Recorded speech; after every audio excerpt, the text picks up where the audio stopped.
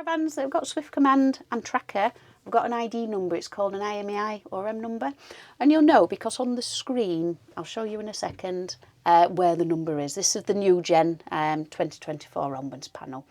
If you do start using the Swift Command, if your caravan's got it and you've signed up and you've let me know and I've linked you all up, there's a few different ways to control it. If you're controlling it Bluetooth, you need to download the Swift Command app, but it is year dependent. There's a 2016, 2019 app and a 2024 app. So there is 3 different ones. They correspond to the style of the panel.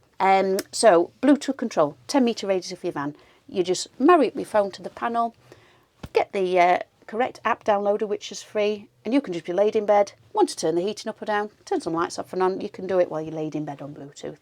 But you've also got the remote control, which is when you're away from the van, but you need to use the website for remote control. The app is only designed for Bluetooth.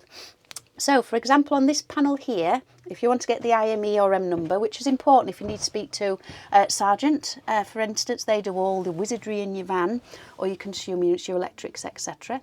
Just come on this, just an example on this one. Come to your settings. It's the same on every screen. Go to your settings and it's here. There's an M number. It's a really long number there.